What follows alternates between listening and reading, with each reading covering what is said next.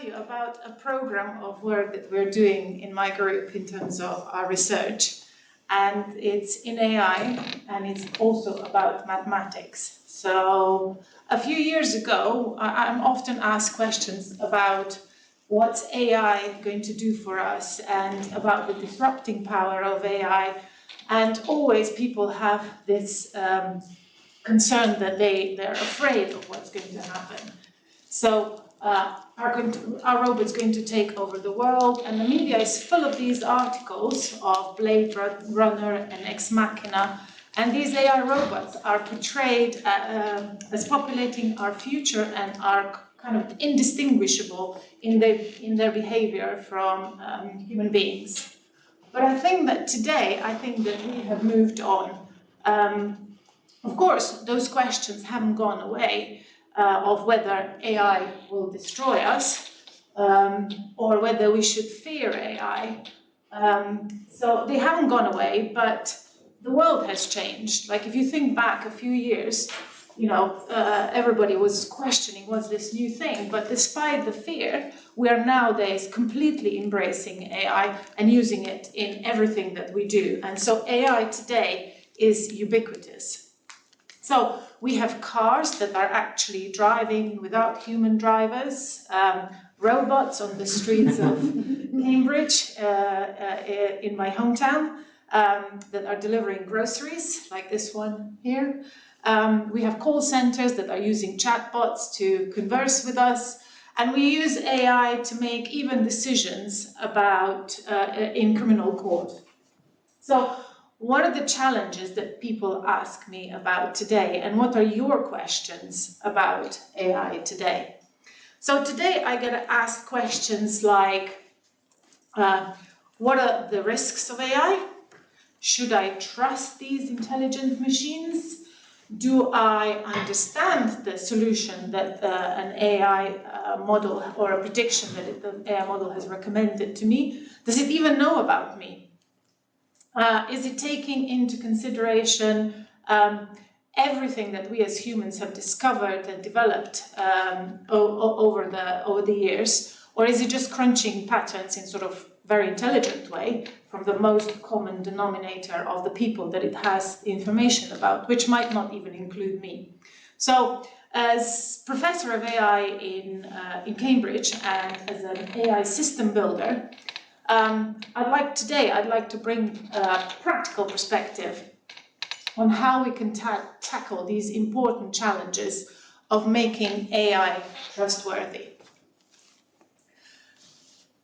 So, in this talk, I will emphasize 4 aspects of AI that I think demand our attention, but they also highlight my particular interest in my research and in finding technical solutions for them. And these 4 challenges are intuitiveness. So the system needs to think in more human-like ways, and they need to be able to produce solutions that we humans find intuitive and that they provide insight for us. So like eureka moments type things.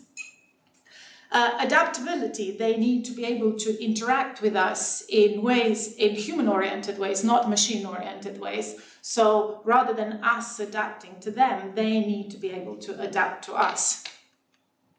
Explainability, so they need to be able to explain how and why they arrived at the solution that they are making a prediction or a recommendation to us.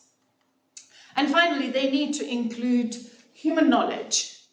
So rather than just using data to spot patterns, they need to be able to capitalize on the wealth of knowledge, of domain knowledge that we as humans have discovered and developed, and is now available in digitized formal repositories like ontologies or informal repositories like Wikipedia.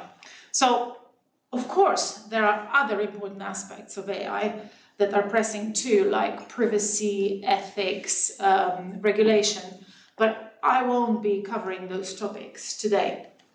And I think that by addressing these 4 aspects of AI, we build better AI, and this contributes in making AI machines more trustworthy while also sort of mitigating their potential risks. So in this talk, I will introduce technical innovations that focus on intuition, on adaptability of AI, on the explainability of their output, and then in the incorporation of the human domain knowledge. So join me while we are exploring these practical solutions that will lay some of the groundwork for the AI future built on trust. So let me take you a few years back. So when I was a kid, I really liked maths, and I was really fascinated about the beauty and the elegance and the intuition of the solutions that I was being taught about, or that I read, or that sometimes I would even come up by myself. But I was also interested in people. So I was wondering, how do human mathematicians come up with these kinds of intuitive answers? And so as I was going through my education and then work journey, I started to investigate this kind of human thinking and try to make machines do the same. I want computers to find solutions that are intuitive to humans. So here's an example of what I mean by intuitive human reasoning. So take a look at this parallelogram, and the question is, what is its area, or how would you go about computing it? So if you're an expert, then perhaps you might want to use an integral. A bit of an overkill, I think. If you are a primary school teacher, a primary school child, then perhaps you would use unit squares to cover it. And for the rest of us, well, perhaps you might use a diagram like this.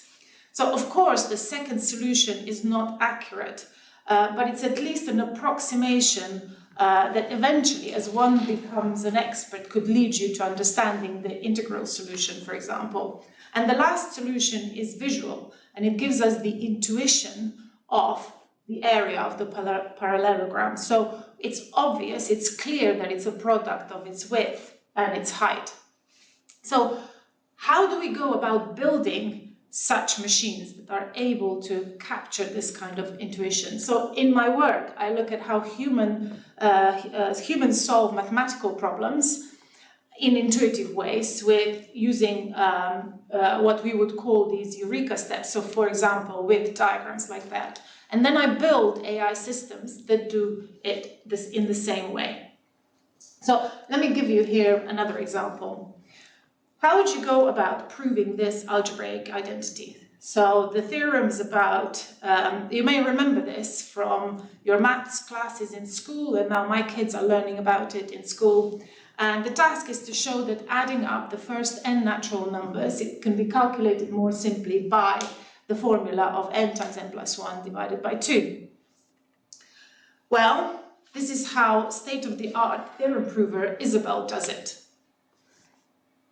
All clear? Lots of symbols, lots of numbers, lots of rules. And the solution actually relies on mathematical induction, so quite a bit of expert knowledge. You might wonder how ChatGPT does it. Well, here's how. So actually, this pretty much follows the Isabel's proof. You need to understand mathematical induction and rely on it for the general case for all natural numbers. But let me show you how I was taught this when I was at school. Well, we used a diagram.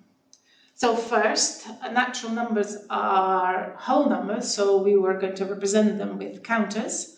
And so let's draw a rectangle that is n counters wide and n plus 1 counters high, like this. So you can see that in my picture that I took n to be 5. So I have a rectangle that is 5 counters wide and 6 counters high. And so now this represents my n times n plus 1. Now, let me split this rectangle down the diagonal, so you get what you could see, you get two identical triangles, each is n counters tall. So in my picture, that would be 5 counters tall, right? And now let's just take one of these triangles. So we are going to halve this. So now this represents one side of our problem. So we have n times n plus 1 divided by 2.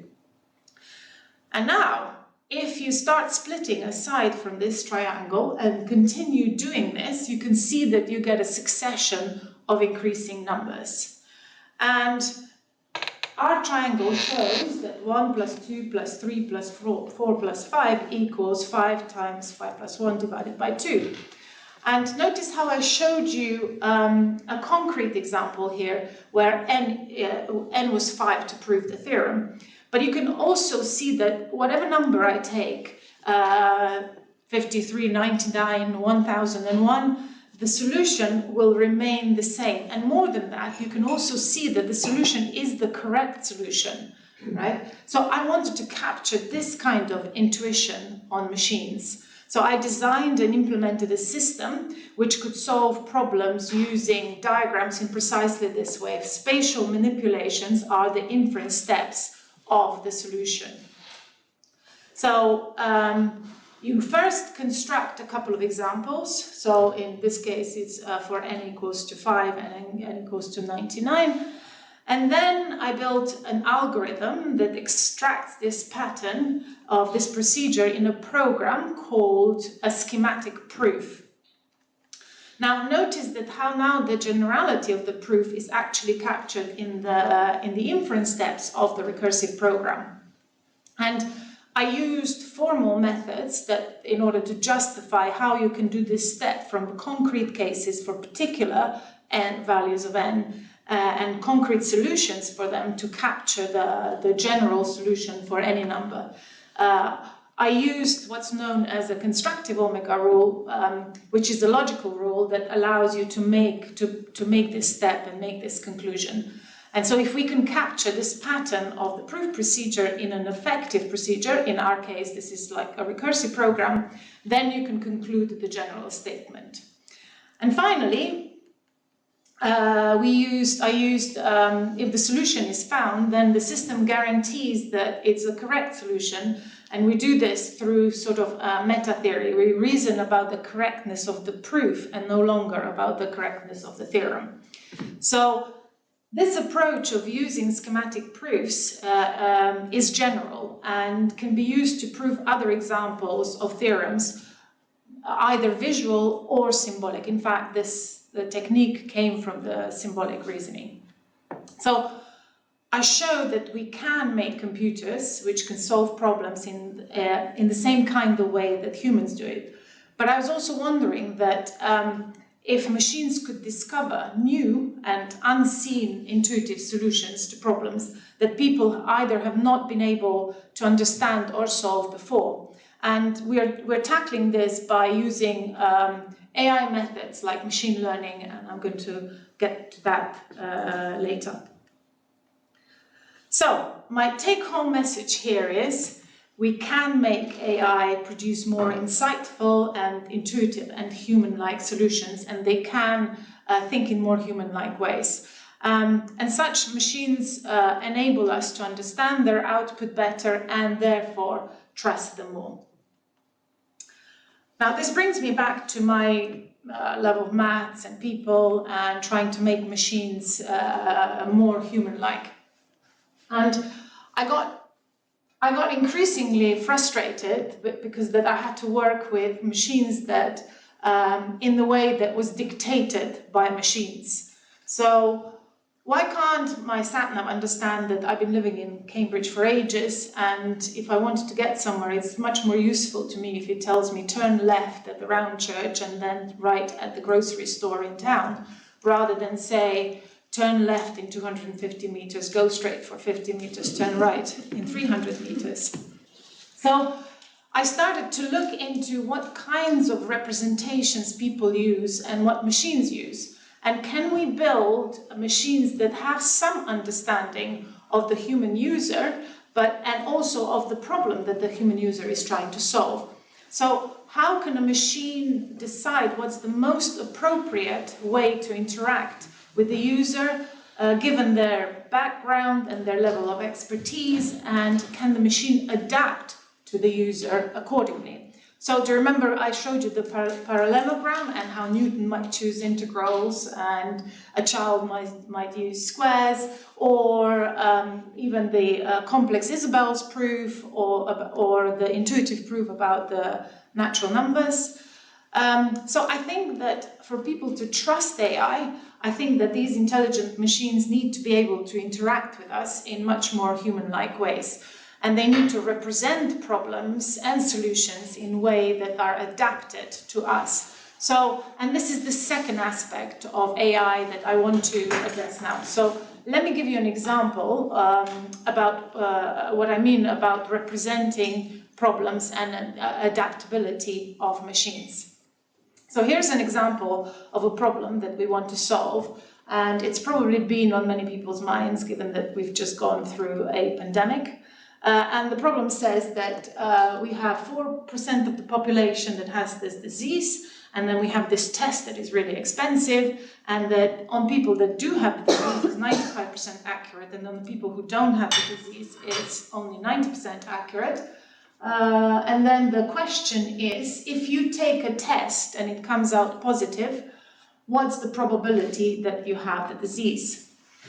So this is what typical system would probably use to represent this problem.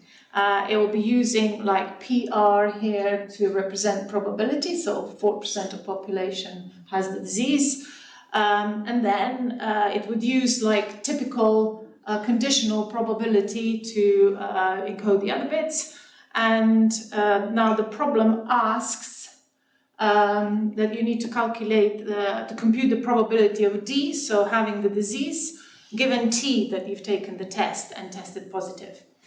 And the system would then use axiomatic rules like this. Now, don't worry if you don't remember the details from your undergraduate or even high school classes. And then the system would apply these axiomatic rules to derive a solution a bit like this. Okay, so all clear? Yeah. Let me give you another way of solving this. We are going to use a visual representation. So here a square is going to represent my entire population. And now a section of that square, so 4%, has the disease. So you can see that over here nicely. So this is the people who have the disease. And now 95% of those who have the disease and take the test identifies correctly. So the blue and the lined area here is now these people. And the remaining white square, so all of this here, is people who don't have the disease. And so 96% of the population. And for those who take the test and don't have the disease, the test is 90% accurate. So this means that 10% of those that come up, that 10% of those who don't have the disease will come up positive, even though they don't have the disease. So that's the blue area here, this bit here. And so this is also known as the false positive area. So all the blue area are those people who are testing positive, whether they have a disease or not. And the answer to the problem, to the question that the problem is asking, is the proportion of all that have the disease and test positive with all that test positive. So it's the ratio between the lined and the blue area. Okay? Now, all clear? So let me do a little poll by show of hands now. I'll start with the last one, so with the visual area solution. So who understands and prefers the visual encoding, a representation and solution? Okay, I would say probably 70% here. And now who prefers the symbolic Bayesian, what we refer to as a Bayesian representation that I presented first? Oh, okay, there are a few. Okay, I still stick with roughly 70% of the people are in favor of the visual area solution. Are you asking the question apropos that particular problem? Yes. Or generically apropos, Bayesian type problems? No, I'm asking in this particular problem, because we are faced with this particular problem and I want the machine to decide, knowing something about me, what representation to use. So I want to do that kind of analysis, yeah. Okay, so this is exactly what usually happens. I gave this talk to a primarily very formal community, and there was more 50, maybe not 50-50, but 60-40 maybe, so when I show this example. Okay, so now these are not the only two representations. Which one was 50, the former one or the visual one? Even with the formal community, the visual was preferred, yes. Yes. Well, I mean, I don't know whether there's a difference between them. There isn't. They're mathematically the same. Both, yes, absolutely. So, I mean, in one, are you justifying the way in which it was derived, or like? So when SatNav tells me turn here and turn there, both of those ways are correct, but I would prefer to have the one that is more amenable to me, that I will. Well, are you asking your SatNav to explain why it's suggesting that you turn? No, I'm asking my SatNav to tell me turn it round left at Round Church and so right. here you can just give the answer, right? Yeah, but how are you going to represent the solution? That's the question, right? So, and these two are not the only two ways of representing the problem. You have, we could have used contingency tables or probability trees, and some of you might be more familiar with those, right? So, why would we use different representations? Well, just evidently from this room alone, we know that people have preferences and are more familiar with some and find things more understandable than other things, or they trust some other representations more than others. So roughly 70% of you prefer the visual representation here. So different representations make different things evident, and they require different kinds of knowledge, and they allow us therefore to make different manipulations. And this is my point here. So people think differently. So I want AI machines to gauge that and represent the problem and its solution in a way that is adapted to the human user who is trying to solve it, and appropriate for the problem that is being solved.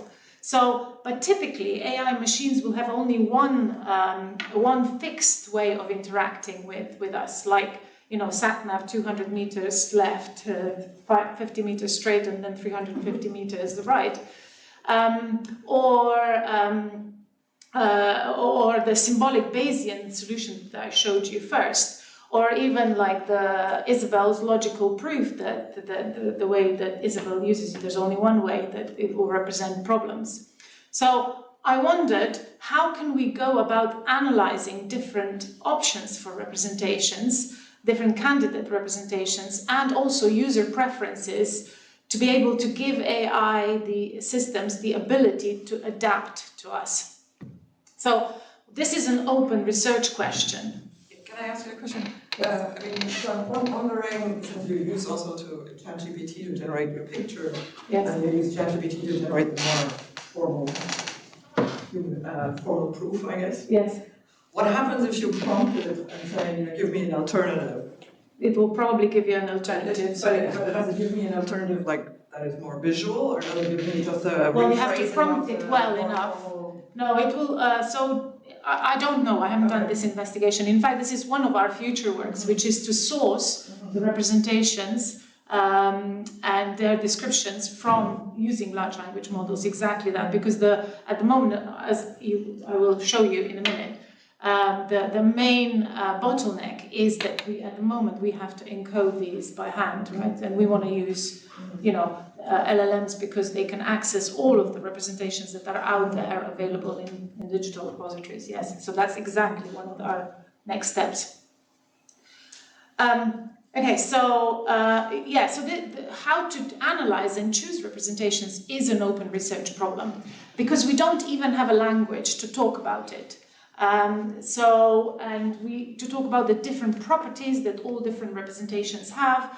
We're quite good with formal languages, but we are much more interested in all other representations that are informal, considered to be informal representations. So we want to capture and describe properties of formal languages or formal representations like logic and informal ones like visual representations or like diagrams. So in our Rep2Rep project, we developed a framework within which we can analyze representations with respect to a problem that is at hand and the user who is trying to solve it. And the framework consists of a formal language and algorithms that basically answer these two questions. What kind of concepts can a representation encode and convey? And what cognitive burden does the representation place on the user? So based on these two answers to these two questions, then the system can rank and recommend a representation. So the language that we invented is called representation systems theory, and its novelty is in that it can describe and analyze any formal and informal representation, and it's based on encoding the structure of representation. So here's an example of the structure we want to capture for the Bayesian representation. So you see that it's kind of like graph theoretic kind of way. And here's the area representation. And here is a snippet of our language. And the language is very general and applicable to any representation. And we encoded not just these two representations, like Bayesian representation and the area diagrams, but others like the dot representation that I showed you at the beginning. Also, we encoded logic, we encoded Euler diagrams, and so on and so forth. So we have a whole library now of these encodings. But yes, it is a bottleneck, and we would like to use large language models to create a bigger library of these types of representations that are out there. And then we build an algorithm which we call structure transfer that can analyze a candidate representation and assess if it's able to represent all the concepts that are needed in order to solve the problem. And it basically executes an analogy. It's a transformation from one representation to another, like from Bayesian representation to the area representation here. And it does so by exploiting analogous structures between the representations, like here. So you can see that these two are analogous to each other, and now we know that we have this information here, and we can just instantiate at the right points here re-represent this. That's why it's called Rep2Rep, because we are re-representation of representation. So into a new representation. Okay, but what about the user? So this is about information, whether we can encode the stuff that we need to know. But what about the user? So we worked with cognitive scientists to identify a suite of cognitive properties, mostly from the cognitive literature, that the representation may have, so that our algorithm can quantify the cognitive cost that the particular representation is placing on different types of users. So for example, the bigger the branching factor that is required in the problem, the higher the load on the working memory. Or the more complex the expression, the higher the cognitive cost that is placed on someone with poor problem-solving heuristics. And these cognitive costs have real implications for what the system may recommend then to a particular user. So at the moment, we're devising profiling tests and other mechanisms to gauge the level of expertise of a particular user, which should also be reflected in these cognitive costs. And we want to apply our framework to in an education setting in order to personalize tutoring systems. But we believe that this general principle or general approach is applicable in any other domain where humans are interacting with AI systems, and we want systems to be adapting or adaptable. So making AI machines adapt to their human users in the way that they interact and present information will make these machines much more amenable to humans, and ultimately, therefore, more trustworthy. And this is my second take-home message today. Right, so one of the most powerful technologies that is used in AI today is machine learning, and it's is the main driving force behind the proliferation of and the success of AI. And deep learning methods are deployed everywhere, in speech recognition and natural language understanding, like in Home Assistants and in ChatGPT. They learn about your tastes and recommend groceries that you should buy and films that you should watch, and they even help you find your partner. So, no, I didn't meet my husband online. Online dating platform didn't exist at that time, but some of you may have.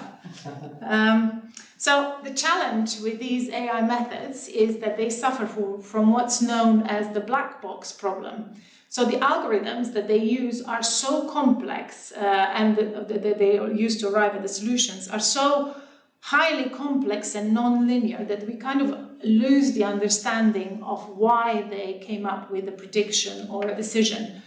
And as we increasingly deploy these AI systems to make important decisions about us, like in law to compute a sentence for a person that was found guilty, or in medicine to help doctors diagnose patients, it's crucial that we address this challenge of explainability, so that we can explain to the judge why an AI system recommended a particular sentence, and to explain to a doctor why a particular diagnosis was suggested. And this explainability is the third aspect that of AI that I think that needs to be addressed in order to make AI machines more trustworthy. So here are two types of examples of a black box challenge and the lack of explanations. So here an AI system takes we have an X-ray of a patient, and an AI system predicts the grade of arthritis. But we don't get any explanation about what led it to its prediction, and so for ethical and legal reasons, the doctors have to discover the reasons by themselves to see if they agree and if they can use that, or they want to use that prediction. And in this example, the system mispredicts that a muffin is a chihuahua and a chihuahua is a muffin. And it does so with 95% confidence. And so the lack of explanation here makes it really hard for an AI engineer to be able to fix the system, and they may therefore lead to the lack of trust in AI. But there's a new and a really promising new approach, new paradigm to address this challenge of explainability of deep learning that a number of people are working on, and including in my group. And it's called concept-based learning. So the essence of it is that it builds models and therefore predictions that are based on high-level human interpretable concepts. So here is an example. So you can see that it can predict that this first image is a hot dog because it's got a bun and ketchup, but it doesn't have fur and legs. And this second one is not. And it gives an explanation that, where's the second one? There we go. And it gives the explanation, no legs, no fur, and here it's got legs and fur, but doesn't have ketchup and bun, therefore it's not a hot dog. So the concept learning architectures are based on the very simple idea of a two-step process. You start with low-level features like pixels in your image, and you encode them while you're learning into a set of important concepts in your data, like legs, like fur, like ketchup, like bun. And then you use these concepts in order to predict the outcome. So to decide if an image is a hot dog or not. So here, X are my input features. Now this G is encoding the input features into high-level concepts, which are C hat. And then the predictor, which is the F, uses these concepts in order to make the prediction, Y hat, so whether it's a hot dog or not. Now, we build concept learning architectures that where you don't need to know about all the concepts at the outset. So the model can discover new concepts and use them in its prediction. And so it can use in the prediction all the ones that come with your data and all of the ones that it has discovered automatically. So we used concept embeddings in order to do this, to discover these new concepts, and clustering. And so here the model can discover a new concept of a tail by basically clustering the embedding space of the concept of fur, right? So, and to notice that there are two other groups, the space of having a tail and the space of not having a tail. So now our system can add these newly discovered concepts of a tail to the set of existing concepts and use them in order to recompute the prediction. But these architectures can also be used in order to keep the human expert in the loop. So here's an example of a cute image that the deep learning model has a problem with. It mispredicts that this is a hot dog. And the concept that it gives us in order to explain why it thinks it's a hot dog is that it sees a bun, it sees ketchup, it sees fur, but it doesn't see legs. Okay, so now we know where the problem is, right? Now a human expert, human dog expert or a hot dog expert can come along and say, hold on a minute, there's an error here. So let's fix it and say that the image has legs. And now a label predictor of the model can compute the prediction again, which fixes it to decide that the image is not a hot dog after all. So while this is a cute example, we can deploy these methods in real-world examples, like in the X-ray of the arthritis X-ray that I showed you earlier. So we can say that an X-ray shows arthritis of a particular grade, here it's 3, because the AI system detected the following, it noted the following concepts: osteophytes and narrow joint space, but not bone spurs and sclerosis.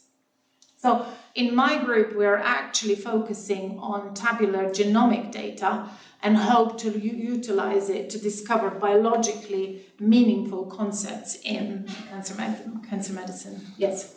Just to clarify, when you have these two dots on each of those concepts, are you saying that the output there is like multidimensional or something? These are vectors, yes. And like the fact that there's 2 for sclerosis. Oh yeah, so so it's an embedding space, so it's several features together. I guess these dots are features. So high-level human interpretable concepts are sort of subsets of features. So in an image, something like a beak would be a concept of certain pixels that are... But you aren't necessarily interpreting the individual... No. Okay. No. Anything else? Okay, so my third takeaway message is, if we can make AI machines explainable, then they will definitely become more trustworthy.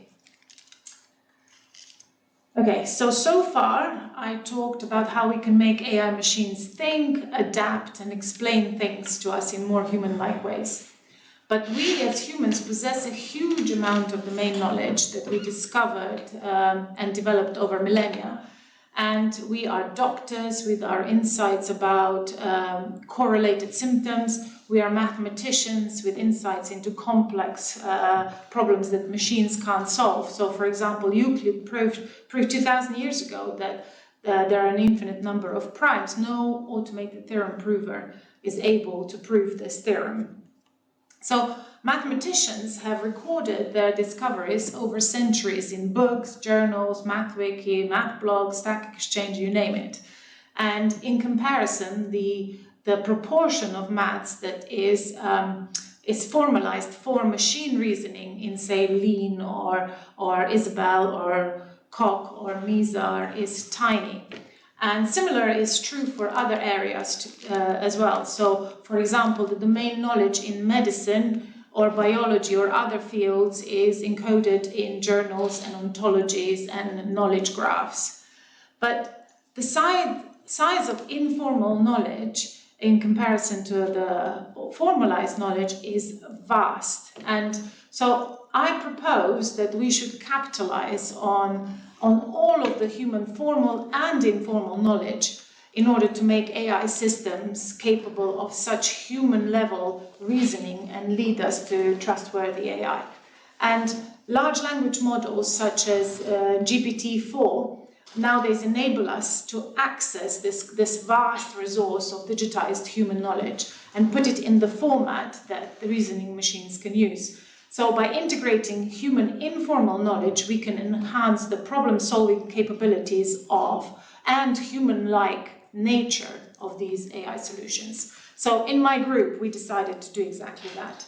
So let me give you an example. Here's a problem that machines are not that good at solving, and in this case, I think it's because they don't know about the lemma about greatest common divisor, GCD, and the least common multiplier, LCM. But mathematicians have recorded this solution, for example, on Stack Exchange, and we built an architecture where we employ large language models to harvest these human informal solutions. So here ChatGPT has found this solution to our problem. Now, the first step in this process... Was that proof incorrect? Did it say n equals 14 on the previous slide? Here? Yeah, then n equals 14. And it's trying to show n equals 4. I didn't read that, but the highlighted bit. No, it's just a solution. Okay. That's what it found on the internet. Okay. So it is an incorrect Yes. source. Okay, thanks. It doesn't actually matter whether it's correct or incorrect. So the first step of this process, in order to process these human informal proofs, is what we process it into what is known, into a proof draft. We can use either human-supplied informal solutions, like we used Tim Gowers and his group, or we can use large language models to generate informal proof drafts for human proof corpus, like, for example, from Stack Exchange. We then ask large language model to auto-formalize these proofs, informal proofs, into what's known as proof sketches, and they encapsulate the high-level ideas of the proof that come from the informal human proof. We then copy the segments of the informal proof as inline comments in this proof sketch in order to create a good alignment between a formal and an informal proof. But then you can see that there are still gaps there, and because mathematicians often think this is trivial, skip. And so we use a formal theorem prover to close these gaps.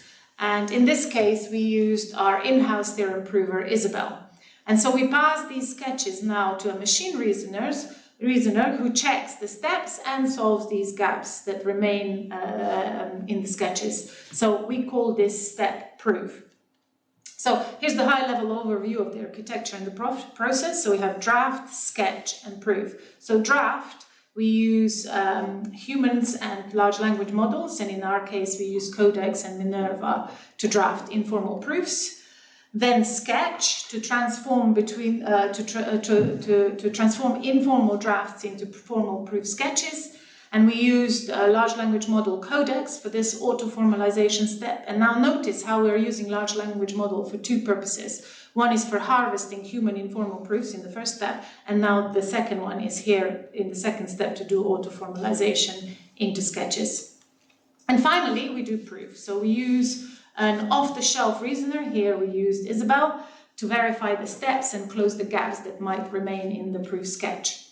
So draft is human knowledge,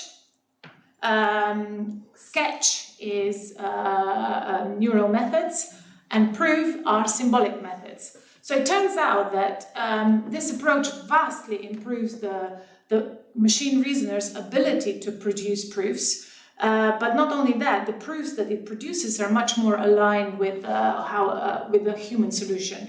So, and also, like now we can prove some math Olympiad problems that couldn't be solved before with machines with this kind of approach. And now remember the theorem about the infinite number of primes and how machines couldn't do it, and Euclid did it like 2,000 years ago. Now, if we use this draft, sketch, and prove, we can prove this, take advantage of Euclid's proof, and now machines can prove it, this theorem.